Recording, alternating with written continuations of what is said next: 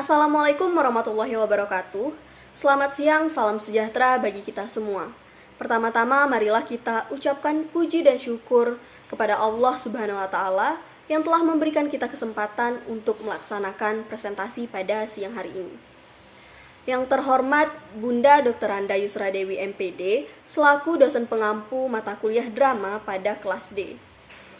Baik, kami dari kelompok 8 yang beranggotakan saya sendiri Rimel Palmareta dengan NIM A1B1211125, juga rekan saya Asmah CH dengan NIM A1B1211138. Adapun materi yang akan kami presentasikan pada siang hari ini adalah unsur-unsur yang membangun drama sebagai seni pertunjukan, yaitu meliputi teknisi panggung, penata lampu ataupun lighting, dan tata rias.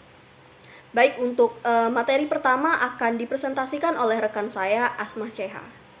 Drama harus disendiri bahwa untuk terjadinya sesuatu pengetasan secara pentas untuk disebutkan sebagai sesuatu mempentasan adalah jika sayaran-sayaran tertentu terpenuhi. Lebih luas lagi, untuk mendekati suasana kehidupan yang sesungguhnya, mempentasan yang dihadirkan di atas pentas harus hidup dan menggunakan nilai artistik.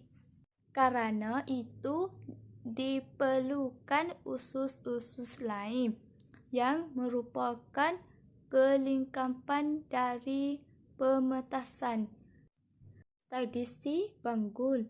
Teknisi atau pekerja bangun adalah orang atau karun bangun yang misalnya dalam sebuah pertunjukan drama dibentukkan satu orang sebagai pimpinan dan dibantu oleh beberapa anggota.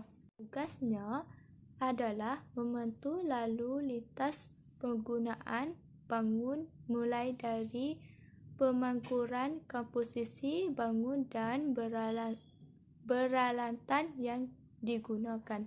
Pimpinan bangun harus berusaha memfasilitasi nilai saura dasar.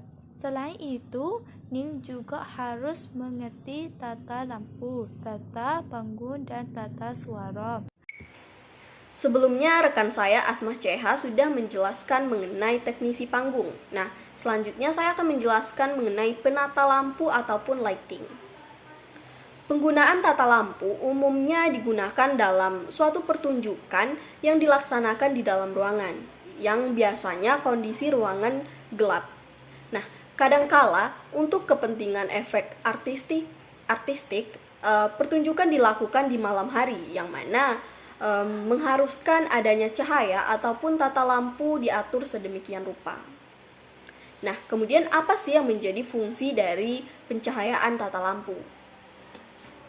Adapun fungsi dari pencahayaan tata lampu adalah penerangan bagi tokoh dalam berperan, penerangan bagi penonton agar bisa melihat tokoh dengan jelas dan baik, memberikan efek estetis, membangun suasana pertunjukan, menampilkan latar waktu dari cerita yang diperankan, serta memberikan efek dramatis dan artistik.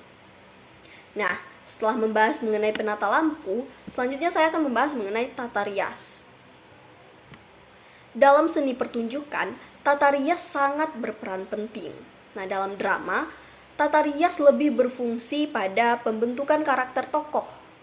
Kegunaan tata rias diantaranya adalah untuk menyempurnakan wajah pemain, membantu mewujudkan ekspresi ataupun perwujudan watak pemain, mempertegas karakter pemain, serta mengurangi efek dari sinar tata cahaya agar garis pada anatomi wajah tetap sesuai dengan ekspresi yang diinginkan. Nah, adapun prinsip-prinsip yang perlu diperhatikan dalam tata rias adalah rata atau halusnya base, kemudian kesamaan foundation, penggunaan garis-garis yang layak, serta harmoni antara sinar dan bayangan-bayangan.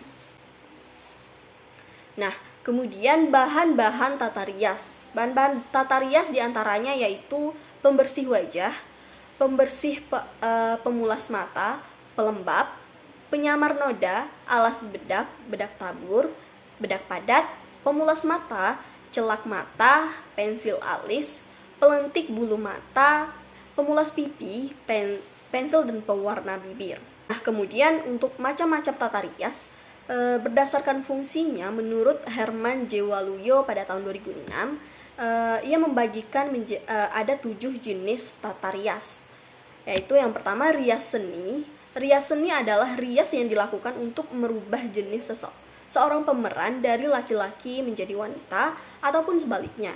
Nah, rias yang kedua yaitu rias bangsa, yaitu berfungsi merubah seorang pemeran yang harus memerankan peranan bangsa lain. Misalnya, seorang ada karakter yang berasal dari Indonesia, namun ia harus memerankan seorang yang berasal dari negara Malaysia. Jadi ia memerlukan rias bangsa Malaysia tersebut.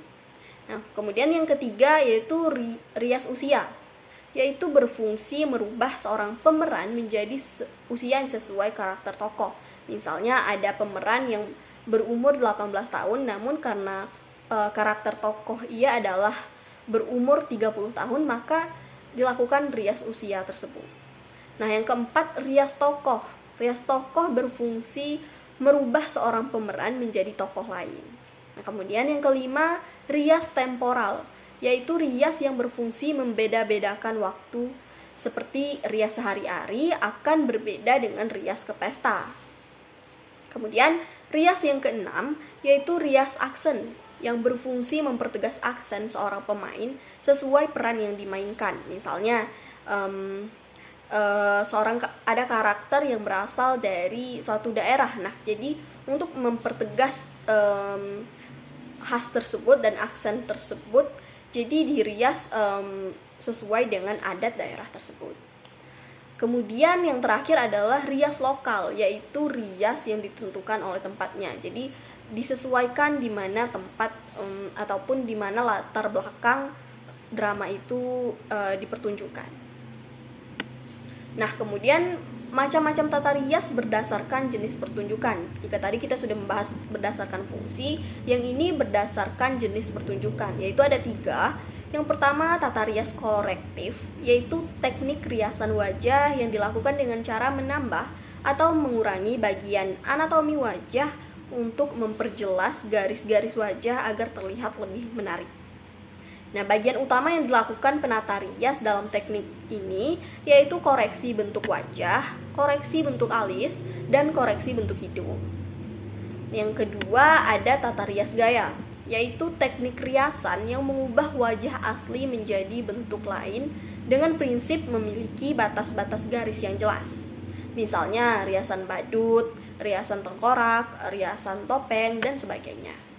Kemudian jenis yang terakhir yaitu tata rias fantasi. Rias fantasi merupakan perwujudan hayalan seorang ahli kecantikan yang ingin melukiskan angan-angan, bisa berupa tokoh film kartun, tokoh sejarah, bisa berupa bunga, hewan, atau bahkan imajinasi tentang makhluk halus. Misalnya wujud Nyi Roro Kidul, Putri Duyung, atau sebagainya.